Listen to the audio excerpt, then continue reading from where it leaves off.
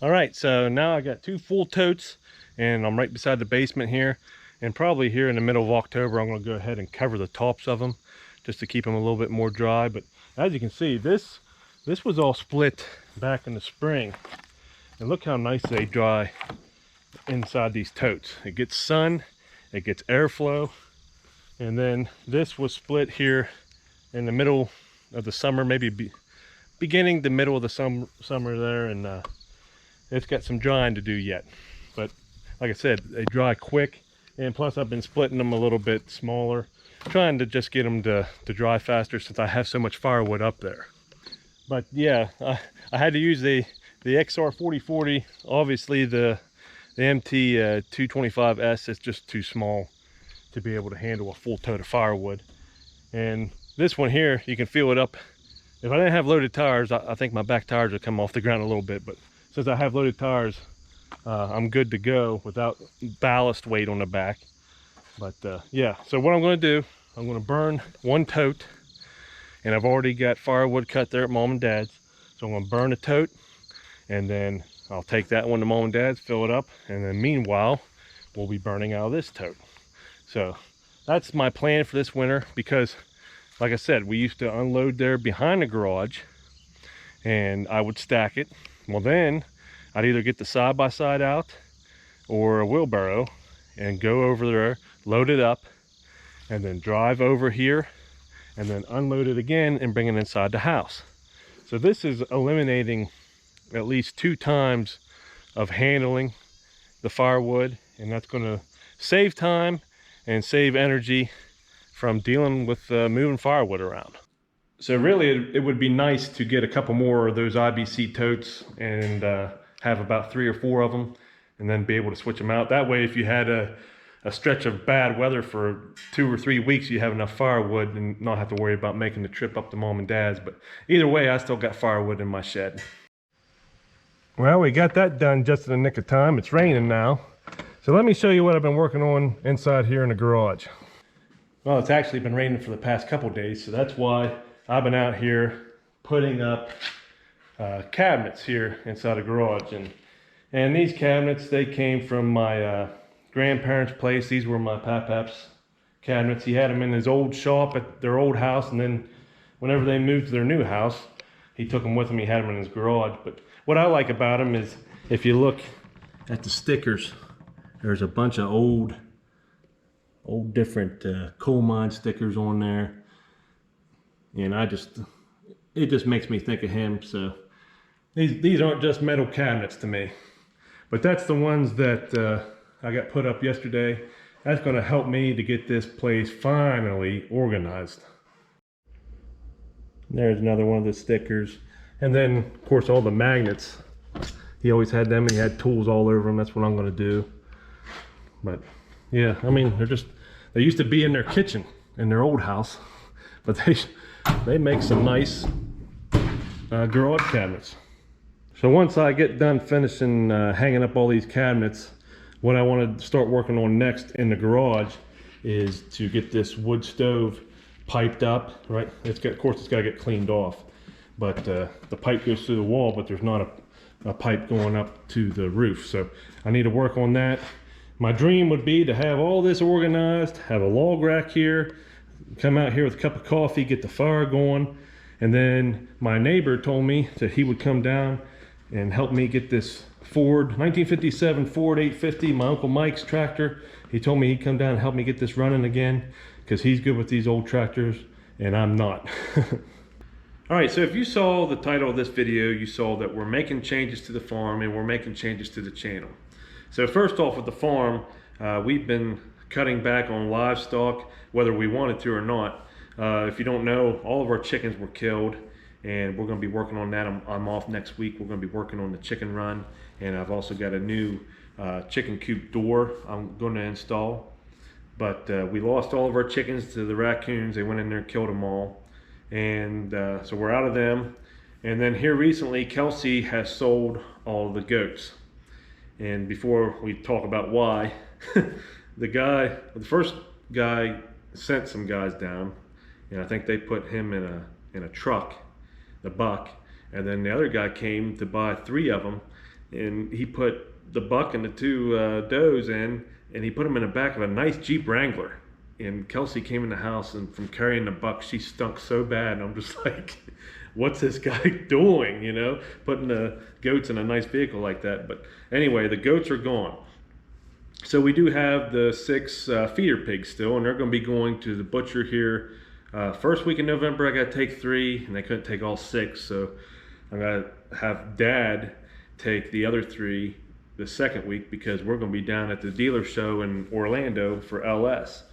But so we won't be having anything other than we've got a barn cat in the barn, and then we'll have the chickens, which Kelsey just ordered 6 laying hens, so we'll be getting them here in a week or so. But the reason why we're cutting back animals on the farm is just time. And you've heard me talk about before with my job, it takes a lot of my time. There's times where I can't leave my job, and I've got to stay and work overtime that I don't want sometimes. And you know, and then when I'm on midnights, I don't get a whole lot done.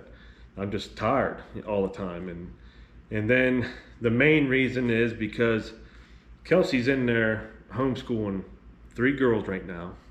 And once Cody grows up, she's going to be homeschooling 4 kids. And there's been many times where the goats, they were getting out there for a little while until I fixed the fence. And they'd have to stop school and go grab them. And then the pigs, they've been getting out, which we're going to talk about that in another video. I got a new idea for that, for when and if we do it again, which I figure we will raise pigs again. That's where you get your best return. And that's the other thing with the goats. We was spending at least $100 some a month on feed for them. And they did keep the bank mowed for me, but the turkeys do the same thing. Oh, that's right. We still have 2 turkeys, but we're going to be butchering them here before too long too. So eventually we're just going to have chickens. But yeah, with her homeschooling and then she's taking care of a baby right now, homeschooling, and I'm not here all the time. If I was here all the time, things would be different. And I don't think we need to cut back. And then what little time I do have is either something I got to do in the house, which we're fighting with the insurance company right now about different things. And then I got to deal with LS, so I got to make videos for them too. And I enjoy doing that, don't get me wrong, but that takes up all my time. And then as far as the changes for the channel, what it's going to be is, I've done this for almost 6 years now. And we've got 6,000 some subscribers. We've got about the same amount of followers on Facebook. I don't get the watch time on Facebook that I do on YouTube, but something's got to change, because it's just not working how I thought it should. And what I think it is, YouTube likes to push videos that are longer and that retain the audience. So what I think I'm going to do, instead of trying to post 1 or 2 videos a week, and then having them only be 5-8 minute long videos, because I always try to keep my videos going.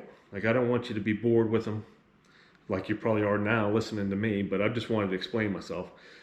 But I always try to keep my videos going, keep you engaged, but it's hard to get all the content, because you can have a whole lot of footage, but you edit it down and it's not that much.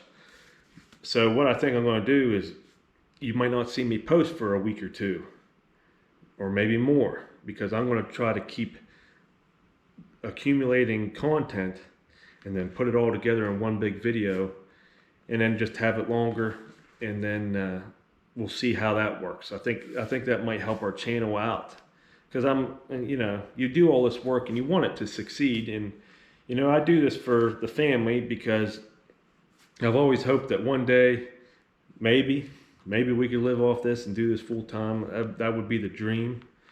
But the way we're doing it right now just isn't working. So it's working, but it's just very, very slow. And I think we can do better if we just try to make the videos longer. But I'm not just going to put fill-in stuff in there. It's going to be actual things that, my projects that I do, and stuff to keep you engaged. So that's the changes we're making with the farm and the channel. But yeah, so now we got a good way to move firewood around and to get it, and that's going to save on our backs, on our hands, and time, which is a big thing around here.